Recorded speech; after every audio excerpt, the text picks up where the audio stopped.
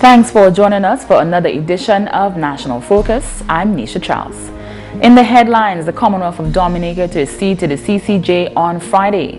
Relief is on the way for farmers in the Salisbury Heights and Carholm areas, and regional security top on the agenda of CARICOM Heads Meeting. Details of our headline stories and more in just a moment. Dominica is blessed with an abundance of water, but getting it to your home is an expensive venture. You have a responsibility to conserve water, to use it wisely. Remember the old adage, you never miss the water till the well runs dry. Think water, think life. Thanks for staying with us. The Commonwealth of Dominica will officially accede to the Caribbean Court of Justice on Friday. The ceremony is set to be held at 10 a.m. at the State House Conference Center, will mark the nation's accession to the appellate jurisdiction of the Caribbean Court of Justice, replacing the London-based Privy Council. The Honorable Prime Minister Roosevelt Skerrit says that the CCJ is an important instrument of integration and independence, as Dominica now has a court that has been designed and managed by Caribbean nationals. He notes that this indicates to the world that Dominica is mature enough to handle its own affairs in every facet of development. The nation's leader states that contrary to beliefs, the Privy Council is not opposed to this decision. They've been encouraging us to create our courts, and this is what we sought to do, and this is what we have done. He says that Dominicans will not only have greater access to justice, with much less difficulties in dealing with legal matters. With the CCJ as our final court, ordinary citizens will have greater access to the CCJ, so that at the end of the day they can feel that justice has been served, because they will have another layer. Because many of us who would like to go to the Privy Council, because of the onerous nature of the Privy Council, will not be able to go to the Privy Council. But with the CCJ, it has made it very, very easy for any Dominican to have access to the courts, and which would give them some kind of finality in respect to justice and justice being served. The Prime Minister called on all to set aside political differences and give the system a chance. The CCJ was established in 2001 and has two jurisdictions. The original jurisdiction gives the CCJ the exclusive right to interpret the revised Treaty of Chaguaramas, which established CARICOM. The other, the appellate jurisdiction, serves as a last resort for criminal and civil matters. Caribbean countries that have signed up for the appellate jurisdiction include Barbados, Belize, Guyana, and Dominica. Dominica approved the bill to make the CCJ its final appellate court in July of 2014. Farmers in the Salisbury Heights and Carholm areas will soon see improvements to the feeder roads in those areas. That relief comes after a site visit to the area led by the Honorable Prime Minister Roosevelt Skerrit on Wednesday. Clearly, these areas are highly productive areas. Production is very high, especially on the Carholm side of the Carholm end of the road. But the farmers certainly need help. I mean, there are sections on this road that are totally almost impassable. And one can appreciate the challenges which farmers are having with having a load of dashing or yams on a pickup truck and having to maneuver through those roads. So I am committed as the Minister of Finance to making some monies available almost immediately to fix some of the terrible sections. Although over $670,000 was approved under the banana accompanying measures to address feeder roads across the island, the Honorable Prime Minister says the more critical areas need to be addressed urgently. We committed under the BAM. Obviously, the money is coming from the European Union. There are certain conditions which are set. There are certain procedures which are set, which we have no control over. The Ministry of Public Works has in fact done the validation of all of the estimates for those roads. A contract was issued to a solution company to come in to review those reports, take a field visit on some of those roads, and to advise on how we approach the construction of those roads. And so that exercise is ongoing. We expect it to be completed in the next several weeks, next 6 weeks or so. But one recognizes that after this is done, you still have to go through the tender process, and it will take you some time. But I don't think the farmers can wait for long. Neither can I or the government or the Ministry of Agriculture wait for that to actually happen for us to address some very, very critical areas. So the idea is to do some critical areas and allow the BAM to do the other sections. The Honorable Minister for Agriculture stands in unison with the Honorable Prime Minister and says the farmers of the area will soon have better traveling conditions to access their farms. The farmers of the Carholm area are very hard-working farmers. We can see the extent of production that we have here, especially with crops like yams and so on. So this visit is very timely. The other technicians of the Ministry of Public Works and Agriculture are here. They will immediately furnish to the Ministry of Finance the estimate for the critical sections that we have identified, which we will be doing immediate intervention, and we can promise the farmers of the Salisbury Heights and Carholm areas that relief is definitely on its way, because we recognize the importance of these farmers, not only in our food security, but also they play an integral role in the overall export of our produce. The production here is very high, and we must continue to support the farmers in this area. The Honourable Member of Parliament for the St. Joseph constituency, Kelva Daru, says it is his responsibility to assist the farmers of his constituency. We have already spent some monies on this road through the Ministry of Finance and through the effort of the Prime Minister. On 2 occasions in last term, we spent in excess of $300,000 on certain sections of the Carholm Road. And this time around, we anticipate to spend some more monies to assist the farmers a bit further. I believe that the farmers deserve this, because when I visit the farmers on their farms and I see how industrious they are, how much effort they put into the farms, we have to continue to assist them. And moving ahead, I am very happy that the Prime Minister has made a commitment to ensuring that we can have some monies set aside to have some work done here in the Carholm area. The Honourable Prime Minister says once estimates are given to the Ministry of Finance, work will begin within 72 hours. The United Nations Convention on the Rights of the Child states that anyone below the age of 18 is considered a child. Therefore, the island has an obligation to protect its youth. Child abuse prevention is a cause not only for the Child Abuse Prevention Unit, but the general public. In 2009, Break the Silence campaign was launched by the Child Abuse Prevention Unit to stop all forms of child abuse in communities across the island. GIS News' Kamani Saint-Jean sat with coordinator of the Child Abuse Prevention Unit for an in-depth look at child abuse. I'm here at the Child Abuse Prevention Unit with Mrs. Gemma Luce, who is the coordinator, and we're speaking about child abuse and the effects of child abuse on the island, the importance of breaking the silence and reporting so that we can end the cycle of child abuse in Dominica. Let's talk a little about the different forms of abuse, because it's not, I think when people hear abuse, sexual abuse is maybe one of the first things that come to their mind. Right. But let's talk about the different forms of abuse. Yes, there are different forms of abuse, basically 4 different forms, and they are sexual abuse, of course, neglect and abandonment, physical abuse, and emotional abuse. And these different forms take on, they have different effects. However, most of them have the same, they kind of are the same in terms of the effects. They may be different in the way the child responds, but in the long and run of it, all of them are negative. And in emotional abuse, it's basically where someone verbally abuses the child. Sometimes parents curse a child in an attempt to motivate the child, belittling of the child, constant criticism, calling the child different names. This is what we call emotional abuse. And one of the things that persons used to say, I know in growing up, a lot of persons used to say, sticks and stones may break my bones, but words can do me no harm. But from what we are seeing with emotional abuse, some children would say, well, I prefer that you hit me than you called me that name or you tell me something so bad. So that's what we call emotional abuse. And sadly, this abuse remains hidden, because a lot of times what we see is that persons consider it to be the norm. That's how I speak to my child. I don't see that as being abuse. I'm correcting. It's a form of discipline if I call a child a name, or if I say something to that child that is out of the way, that is me being a parent, and nothing is wrong in that.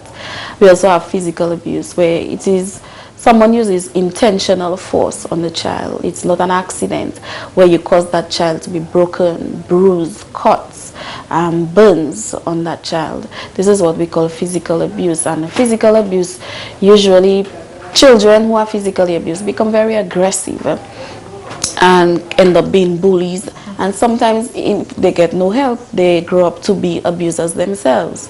They may be abusers in the family, abusers of their wives, abusers of their children. So a lot of the times, that is what happens with physical abuse, where you hit that child, where it was not an accident. Your purpose, your intention was to hurt that child. And also we have neglect or abandonment. Abandonment is specifically where you just forget the child. You bring forth that child on earth, then you turn your back. And this happens not only with male cases, fathers abandoning their children, but we do have mothers who abandon their children. And it is a problem also, because a lot of times persons just turn their backs on their children, and you find a lot of children grow up with just their grandparents, or the aunts or some other member of the family.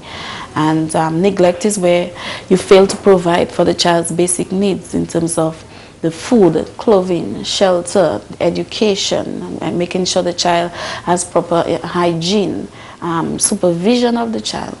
And neglect is another one which is also seen as a norm, because we have a lot of times parents, they leave their children unattended. They maybe go to a different part of the country and the child is left all alone in the home, or two children are left in the home, or maybe one who's older, maybe 12 years, is left to supervise one who's 5. And it is seen as okay, because the parent may say, well, I'm coming back. I went for the day, I left them with all their meals, they know what for them to do, and I'm coming back. So this is another situation which is also seen as normal in the country, sadly. And then of course we have sexual abuse, which is the main form of child abuse being reported in the country, where you have persons who are children who are introduced to pornography, prostitution, engaging children with sexual material, also having direct sexual intercourse with the child, touching and fondling the child, and using the social media to influence the child in terms of pornography. So this is what we term as sexual abuse. So basically for forms of child abuse. Okay. And it's very important, as you said, to speak about those things, because a lot of these things exist in our society and we consider them to be normal. And we need to tell people, well, the Child Abuse Prevention Unit, we need to tell people that they're not normal, right? That there are serious cases, and persons need to report those cases when they're aware of them. GIS will bring you more from this interview in tomorrow's newscast. In other news, regional security was top of the agenda at the 26th intersessional meeting of the Conference of Heads of Governments of the Caribbean Community. Honorable Prime Minister Roosevelt Skerrit attended that meeting from February 26th to 27th in the Bahamas.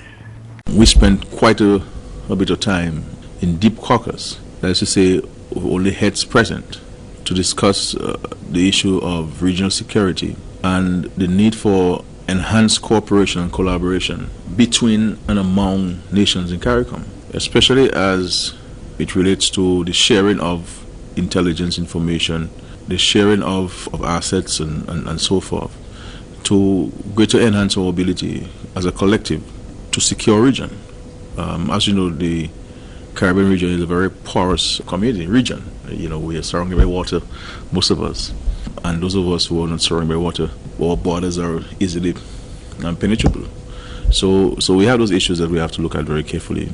We have set out a framework for moving forward, and of course there'll be the issue of arrest warrants, and strengthen up the existing systems that provide intelligence information to us, and the need for us to engage our partners, the United States of America in particular, with regards to how can we work better together to enhance the security, not only of the region, but of the world. Other areas of discussion included the establishment of the CARICOM Committee of Ambassadors, reparations, and corporate banking. Chief Executive Officer of the CARICOM Regional Organization for Standards and Quality, CROSQ, Derek Omar, has commended the Dominica Bureau of Standards for its role in the development of CARICOM regional standards. Addressing a National Quality Dialogue Forum at the Fortune Hotel last Thursday, Omar indicated that not only does Dominica help to promote Caribbean regional integration, but leads in the area of fresh produce. Dominica is host to the Regional Technical Committee that deals with fresh produce standardization. The CEO is pleased with the Bureau's close partnership with CROSQ.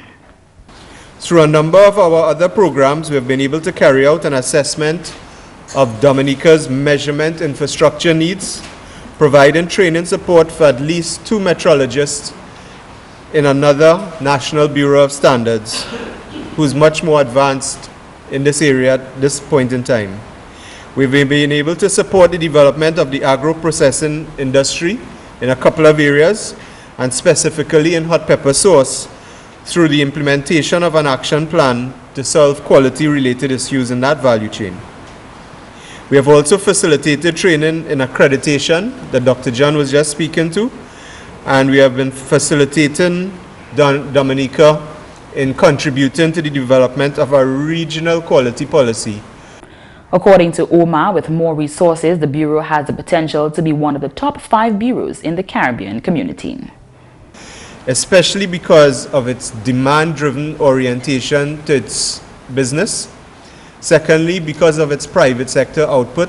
And thirdly, because of the private sector business model that it absorbs within itself to try to promote its activities. And that is really good, because if you want to help private sector, then you don't necessarily need to be private sector, but you have to run yourself on private sector principles and understand how to add customer value, become demand-driven, understand how to drive income-generating activities, and then how to optimize your cost in that process. He believes that Dominica is an example to other bureaus and stands out in the Caribbean region. The Chief Executive Officer pledged his organization's continued support to the Bureau and by extension the nation to achieve government's goal of diversifying and improving the island's quality of export. And that's the English news. McPherson St. Luce is next with the Creole highlights. Allô tout le monde, bienvenue à cette nouvelle en créole. Non moi c'est McPherson St. Luce. Premièrement, Premier ministre Honorable Roosevelt Skerritt était chef d'une délégation gouvernement qui visitait hôtel occasion Bawi et puis Carholm. Selon Premier ministre Skerritt, habitant en ces salle là que tout de suite voit réhabilitation chimie l'occasion ailleurs. Premier ministre Skerritt a pour y voir conditions de chimie salam, fait parole qui est bien nécessaire réparer yo parce yo a dans en mauvaise condition. Malgré autant l'argent déjà d'accord pour réhabilitation chimie hot bam, Premier ministre Skerritt dit l'argent là pas que arrive vite assez pour adresser cette situation là. Ministre Agriculture Honorable Johnson Drago, ensemble et puis membre parlement pour St. Joseph, Honorable Kelvin Darrow, aussi été à ce temps là. Ministre Drago et Darrow, bien plaisir qui habitant ces salam, quand tapé soulagement et puis chimé l'occasion ailleurs. En toute nouvelle, trainement pour officiers qui conduit le programme TVET, qui prend place en Dominique à présent. Directeur éducation State College Dominique Merrill Mafio, qui a coordonné le traitement là et puis facilité le Jamaïque. Ça nous décide à Tibet Council Dominique, c'est nous besoin de monde qui bien traîne pour point Tibet pour l'autre level là. Comme ça, nous d'accord que nous n'y a assesseur Dominique, mais nous pas ni autant. Nous avons toujours besoin d'assesseur à Dominique. Et toutes les nos besoins d'assesseur, nous n'y pour point l'autre pays pour venir pour traîner. Comme ça, nous décidons que si nous avons master trainer ici, c'est master trainer qui ça conduit training bas dominicain. et puis nous pas que pour dépendre à ce monde l'autre pays pour venir faire train ces assesseurs bah nous. Parce que c'est ça qui fait nous training nous créer master training programme ça. Ma fait power ça tout le monde la qu'a fait. Eh ben master training programme là, ça qu'a fait et qu'a ba monde Dominique qui a as affaires d'éducation manière pour train assessor. En CVQ, nous obligés assess monde qui à l'école, qui à en collège, qui à private sector. Nous obligés assess. Mais il y a une manière pour assess et puis une manière pour pas assess. Comme ça, c'est ça, trainer qui motive nous, comment pour train, pour laisser les étudiants quitter establishment yo. Eh bien, soit moun qui en industrie aussi, puis CVQ qui a adressé moun qui en industrie aussi. CVQ qui a adressé moun qui maçon, moun qui a fait carpentry, c'est moun ça. Nous pouvons aussi assesser et puis décider si yo vaut certificat. Comme ça, training ça, qu'a créé en groupe Moun Dominique qui ça train Moun Dominique pour aller faire assessment ça. En autre nouvelle, ça fait bon standard et puis qualité bien nécessaire pour Coco à la place là. Parole celle-là sorti au permanent secrétaire ministre agriculture Harold Gist pendant un workshop régional à ce bon standard Coco qui prend place en droit. Qualité, Coco nous produit, c'est un bail qui est bien important. Avec ce workshop là, ça aujourd'hui, c'est ça qu'il a parlé quoi. Comment pour ça faire qualité Coco first class, ou comprendre. Pour nous vendre l'autre pays, vendre en Europe, avec ces places-là. Avec le gouvernement qui a fait certains qui nous gardent la qualité, quand même, manière, puis pas de maladie, puis pas de problème. Là, planter, pour planter l'avenir bien, puis pas de disease. Avec jusqu'à nous commencer à cultiver, vous comprenez, pour que ça harvest. Avec là où fait ça, on est pour chercher, on est pour faire toute qualité de bagaille, vous comprenez, différents gammes pour ça faire ça. Avec là où produit, cacao, moun ça fait chocolat, moun ça fait dité cacao. C'est un produit qui est bon, c'est un produit moun vle, et c'est un produit qui est first class. C'est ça c'est quoi vraiment? Monsieur Gis Parlement pour taper, ça fait first class. Produit ça là, on est pour commencer là où planter, juste ou récolter, avec juste ou feuille, avec ou outil, ou ça y a faire veille pour ça faire chocolat là même comme stick comme ça c'est en process. Avec chaque part en process là, on est pour faire certain que qualité est bon. Parce qu'il fait, ou ça plante bagarre là, bon fil là, ou ça récolter bien, ou brûler là, ou faire le process là, ou ôter. Soit on fait un faux pas comme ça il n'y a pas de problème. Comme ça, qualité c'est number one. Et puis finalement, l'organisation d'Alcan tape l'argent grand pour projet de développement gouvernement local en Dominique. C'est le chairman organisation là, Yolan John Jones, il a expliqué à de l'occasion qui a bénéficié. Well, en tout, nous avons 2300 ici dollars pour projet ça là. Et pour projet là, Australian Direct nous avons 27 000 US dollars. OK? Ça qui est assez pour manger. Resource Center là, font coller et Federal là. Et 27 000 dollars là, c'est pour gagner équipement pour mettre à différents districts. Comme ça, si nous mettons dans Northern District qui couvre bien pour Capucin. C'est bien, Vécaz, Thibault, Pébouche, Penville, Capucin, Toucaré, Gontas. Et ça nous mettons assez West Village là qui couvre Dieu Blanc pour descendre Maho. Et nous avons mis un City Council et ODM. Ça c'est pour couvrir le Northwest. Mais c'est mesdames, ça c'est tout pour nouvelle en créole pour à présent. Non, moi c'est McPherson, St. Louis. Au revoir. Coming up next, using baking soda to clean.